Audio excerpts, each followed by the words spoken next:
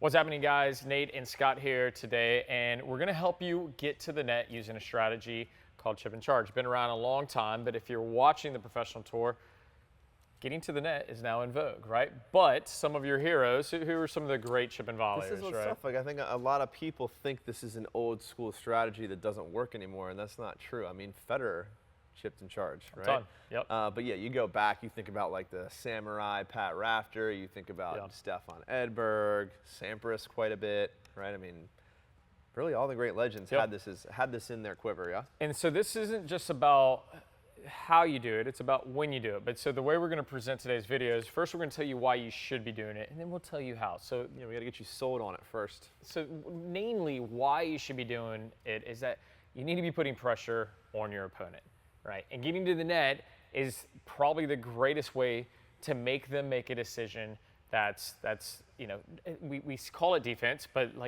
they have to figure out how to be offensive while defensive. They can't just bail out. They've got to figure out how to put you in a tough spot. It's a great strategy against pushers too. I mean, people who don't like to attack or don't like to, be forced to hit a winner or try something aggressive. I remember I went to Vandermeer Tennis Camp, RIP, when I was a kid, and Dennis talked a lot about, it was a doubles concept, but he talked a lot about if you just run up to the net and drop your racket on the ground, 40% of the time you'd win the point. Because the idea is just your presence up at the net causes stress on the other side of the net that creates a lot of errors that wouldn't otherwise exist. So absolutely same logic applies in singles. In the chip and charge, remember, and especially off the backhand, I'd say 90% of what we're talking about is off the backhand wing. If we can rip the forehand and get in, there's reasons why we should be doing that. But off the backhand, it doesn't require a grip change. You're slicing with a continental grip, you're volleying with a continental grip. But the other piece is that using a chip, the ball stays really, really low, and your opponent has to hit up, right? But what is also tough, it seems counterintuitive, the ball stays real low so they have to hit up, but it's also really tough to hit a lob. Yeah, or a good one. Or a good one, yeah, the easiest to say a good one. Now, I think the other piece here is everyone's like, but what about the strings and the rackets? Everything's so powerful, there's so much spin. If you're playing someone with an extreme Western grip, guess what's really hard to do? Stay low. Stay low and get under that ball and get that ball up and down off a tough slice. So it makes sense to start implementing that strategy. For sure. All right, do you believe it yet? Are you guys doing this? Are you sold? Now we got to talk about how. Let's show you how to do it now that we've talked to you about why you should do it.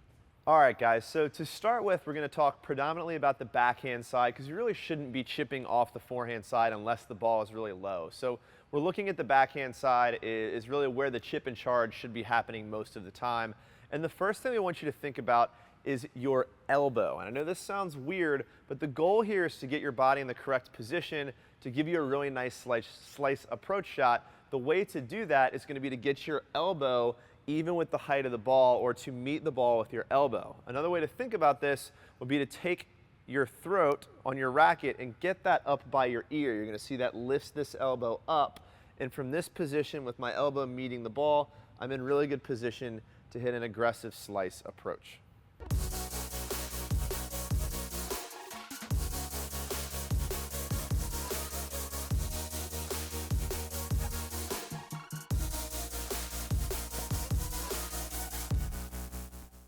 Tip number 2 is about using the proper footwork pattern on a chip and charge. And the footwork pattern we're going to utilize is a karaoke step. Not karaoke. If I'm saying it incorrectly, I'm sure you'll correct me in the comments, but karaoke. And what this is as you're moving forward, and this is something to make sure that you're aware of, when you get the chip and charge, you should have a ball that has pulled you inside the court. Now, as you set your front foot and you make this movement to the ball, a big piece of a successful slice backhand is keeping your body sideways. What happens a lot of times is players hit and then they open up and you get this bit of a sidewinder slice that sits up and it's really difficult to control. But the karaoke step resolves that. And what I'm going to do is as I step and I make this contact, my left foot, my non-dominant foot, so for you lefties, your right foot, will go here, and this will keep you sideways throughout the stroke, right? So in real time, it's going to look like this, and you'll see that the chest then starts facing forward as I'm ready to start getting that momentum towards the net. So make sure you use this footwork pattern to stay sideways for a successful slice backhand.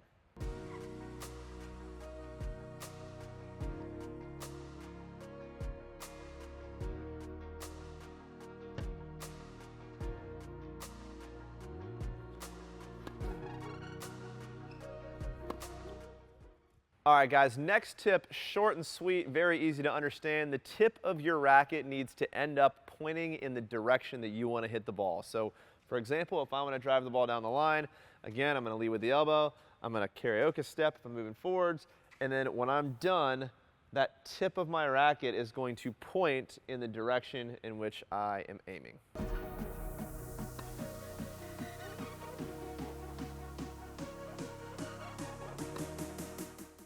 The final tip is all about court coverage. When you hit the chip, we're talking about the backhand, the chip down the line. And remember, the reason we're attacking down the line is because it's the shortest distance that the ball is going to travel, which means it's going to take time away from your opponent. And here, don't be afraid to play with the trajectory of it, right? Like if they're always guessing deep, they're going to be ready for it. Sometimes dump it short. That's a tough ball for them to defend.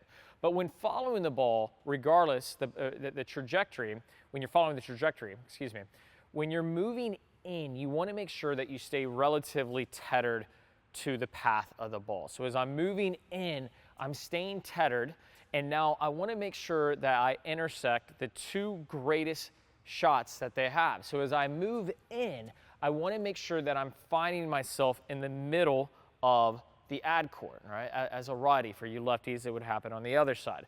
But at this point, once I've come into this part of the court, if I see lob, I can quickly drop back and get ready for the overhead. And the way that you may see lob is if they switch to a continental grip with the racket face up, that's probably going to be the greatest tell. If they try to hit a topspin lob off a slice, good luck. It's going to be really, really difficult. But so now, as far as anticipating the passing shot, what I want to make sure that I do is that I want to pinch. So that means pinching the net, and I want to move out on a Y. So if the ball is perhaps a dipping cross court, as I follow the path and I'm here, I'm going to pinch towards the net strap. Now, if they try to pass me down the line, as I make that same move, I come in. Now I'm going to pinch, and I'm going to move towards the net post. And from here, it makes it really difficult to get the ball around me. They may get the ball low, but then I'm just going to volley into the open court or behind them. All right, so make sure you follow the path of the ball and that you split step and you make sure that you end up in the center of the ad court so that you can cut off both angles to the ball.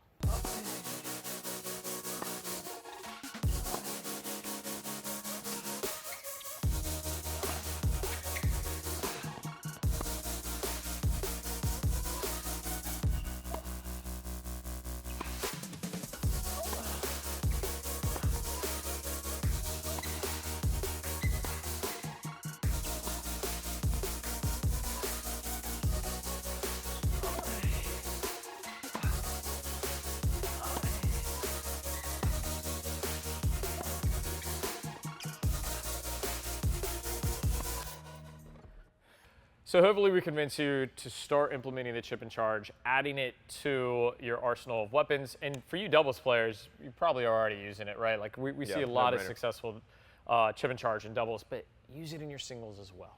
That's right, guys. This is not an old school tactic. Implement the chip and charge into your matches and put some pressure on your opponents. See you guys soon.